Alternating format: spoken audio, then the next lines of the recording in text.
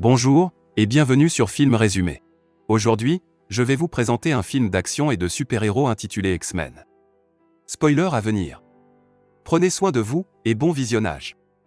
Au début du film, on nous explique que l'être humain connaît chaque 200 000 ou 300 000 ans un bond dans son évolution. Et cette évolution a déjà commencé à bouleverser notre humanité. En effet, on a remarqué à l'époque de l'Allemagne nazie un enfant juif capable de manière surhumaine de tordre les grilles de son camp de concentration par la seule force de sa pensée. Aussi, plus récemment, une certaine jeune fille, Marie, a manifesté ce gène mutant alors qu'elle embrassait un garçon pour la première fois. En l'embrassant, elle lui a en fait presque administré sans le vouloir un baiser de la mort. Le professeur Jean Gray explique devant le Sénat que la mutation d'un individu se révèle à lui de manière incontrôlée, généralement au cours de la puberté ou à l'occasion d'un stress intense. Chaque mutant a sa particularité. Certains d'entre eux représentent un danger pour eux-mêmes ou pour les autres. C'est précisément ce point qui incite le sénateur Kelly à faire voter une loi en faveur de leur fichage. Deux hommes, Charles et Eric, assistent à sa plaidoirie anti-mutant. Ils remarquent que les arguments du politicien font écho au nazisme, mais cette fois envers les mutants. Charles ne bronche pas mais Eric lui soutient qu'il existe une possible cohabitation entre les deux espèces, entre les hommes et les mutants. Dans ce contexte politique anti-mutant, Marie fugue. Elle se retrouve dans un café clandestin du Grand Nord où sont organisés des combats à main nue. En fin de soirée, l'homme qui les a tout remportés s'assied à côté d'elle au bar. À ce moment-là, on apprend à la télé par un flash info qu'Ellis Island, le portail de l'immigration aux États-Unis du 19e et 20e siècle, va accueillir les chefs d'État du monde entier afin de débattre du problème mutant. Au bar, l'un des adversaires du grand gagnant le soupçonne d'ailleurs d'avoir triché et d'être un mutant. Il s'apprête alors à le frapper en traître, mais Marie s'en rend compte et l'avertit du danger. L'homme dévoile alors des griffes de métal pour se défendre. Face à cette scène, le serveur le somme de quitter les lieux. L'homme quitte alors le café et emmène avec lui l'adolescente à bord de son camping-car. Elle lui dit qu'elle s'appelle Malicia. Lui, c'est Wolverine, un rugueux ancien militaire, qui répond en vérité au nom de Logan. Soudain, un arbre s'abat sur leur véhicule. Wolverine, éjecté, aurait dû mourir face à un tel accident. Pourtant, il revient à la vie de manière prodigieuse, sous les yeux ébahis de la gamine, juste au moment où le feu se déclenche dans la partie aménagée du van, menaçant de tout faire sauter. Puis, d'un coup, un blond avec des canines démesurées surgit de nulle part et agresse Logan, de nouveau. Un couple venu récupère alors le corps de ce dernier, avec Malicia. On retrouve le blond dans une grotte, bredouille, où l'attend Eric Luncher, alias Magneto. Eric lui est aussi un mutant. Il maîtrise le métal par la pensée. Plus tard, Wolverine en réalité toujours vivant parvient à s'échapper d'un laboratoire dans lequel il avait été isolé. Il est traqué par une voix, parlant dans sa tête. Sa fuite le mène jusque dans la salle de classe d'un manoir, à Westchester, où il fait la connaissance du professeur Charles Xavier qui s'avère être la personne qui parlait dans sa tête. Charles Xavier l'informe alors qu'il est amnésique depuis 15 ans. Logan est en fait dans l'école du professeur, un établissement dédié aux mutants. Charles Xavier lui présente alors ses X-Men, Tornade et Cyclope, son couple de sauveurs, et la ravissante Dr Jean Gray. Il lui fait visiter son école. Malicia y est également et s'y est fait un nouveau copain, Bobby. Magneto y est aussi. Celui-ci est en guerre contre les humains. C'est lui qui lui a envoyé dans de sabres, le blond aux canines surhumaines qu'il avait attaqué dans la voiture. Magneto a contribué à bâtir la partie offensive de l'établissement scolaire, des années auparavant. Ainsi, les locaux renferment un avion de chasse, et une étrange chambre, le Cérébro. Le professeur aimerait découvrir ce que son ami Eric veut à Logan. En effet, pour Charles Xavier, bien que Logan soit immortel et qu'il ait un squelette d'adamantium, il n'est pas si intéressant que ça. En parallèle, Magneto a aussi enlevé le sénateur Kelly. Le professeur l'ignore.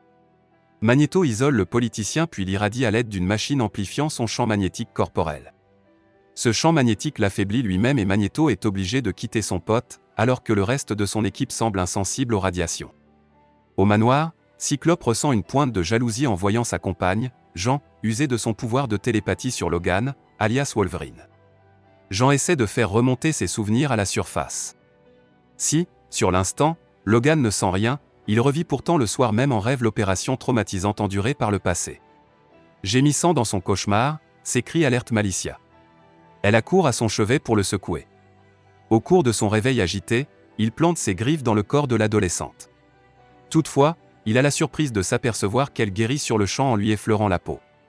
Par le toucher, Elle peut s'approprier la vitalité des autres à leurs dépens, s'il s'agit également de mutants. Péniblement, Logan parvient à s'en remettre. Le sénateur Kelly lui aussi semble s'être remis de l'intervention qu'il a subie.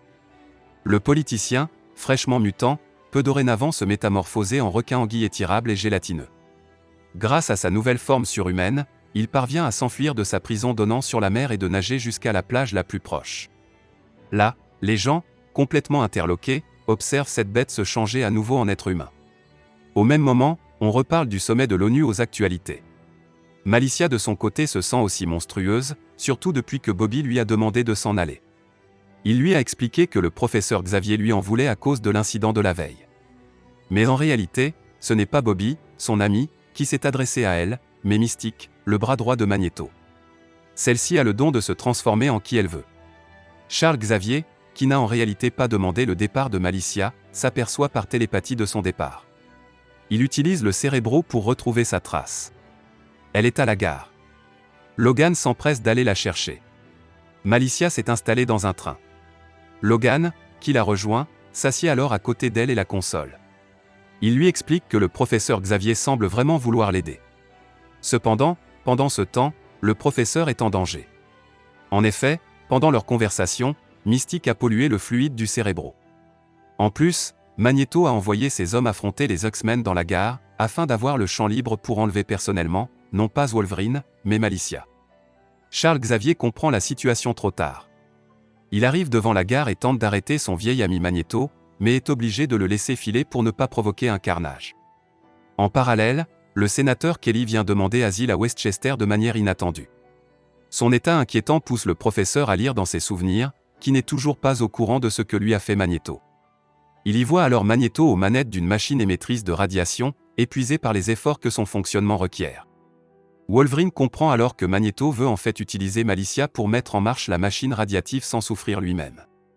Finalement, le sénateur décède. Charles Xavier lui recherche une nouvelle fois Malicia à l'aide du Cérébro. Seulement, à cause du sabotage effectué par Mystique sur le Cérébro, le professeur plonge dans le coma. Jean le remplace alors après en avoir purgé au préalable le fluide polluant. Elle retrouve la jeune Malicia sur Liberty Island, l'île où trône la Statue de la Liberté. Magneto compte en fait la sacrifier, pour qu'elle utilise la machine radiative sur tous les chefs d'État du monde et qu'elle les rende ainsi tout mutants. Ainsi, ils inciteraient après le reste du monde à le devenir également. Logan se joint aux X-Men dans le but de sauver l'adolescente. Ils arrivent à l'intérieur du célèbre colosse où Magneto a remplacé la torche par son émetteur géant. Malheureusement, il les capture. Magneto veut coûte que coûte mettre son plan à exécution en utilisant Malicia, même s'il sait que le sénateur Kelly est décédé suite aux radiations. Toutefois, Wolverine parvient à se libérer et à délivrer ses compagnons. Tornade et Jean coordonnent alors leurs pouvoirs pour lui permettre de monter au sommet du flambeau détaché Malicia. Lorsqu'il arrive au sommet, Magneto l'empêche de bouger. Cependant, Cyclope parvient à détruire la machine radiative grâce à son rayon laser. Malicia tombe alors dans les bras de Logan, et semble décédée. L'ancien militaire presse alors son visage contre sa joue pour qu'elle puisse s'emparer de sa force vitale et qu'elle survive, à ses dépens. Magneto lui est arrêté par la police. Mystique de son côté se métamorphose en gardien pour échapper à la police et est envoyé à l'hôpital. Quelque temps plus tard, Logan et le professeur guérissent. Sur les conseils de Charles Xavier, Logan décide de partir à Alcalil et qui retrouver ses souvenirs. Cela lui permettra, par la même occasion, de prendre de la distance vis-à-vis de Jean, dont il est tombé amoureux, et de se rapprocher davantage de Malicia qui a le béguin pour lui. Mais les problèmes ne sont pas réglés. En effet, alors qu'il est censé être mort, le sénateur Kelly réapparaît sur les écrans de télévision. Il a reviré d'opinion politique et défend maintenant les mutants. Il s'agit en fait de Mystique. Magneto, pour sa part, est détenu dans une prison de plastique où Charles lui rend régulièrement visite. Il a bien l'intention de s'en évader et de repartir en guerre contre les humains. Le film s'arrête ainsi en laissant l'histoire en suspens. Assurez-vous de vous abonner pour pouvoir regarder plus de résumés de films comme celui-ci. Merci d'avoir regardé.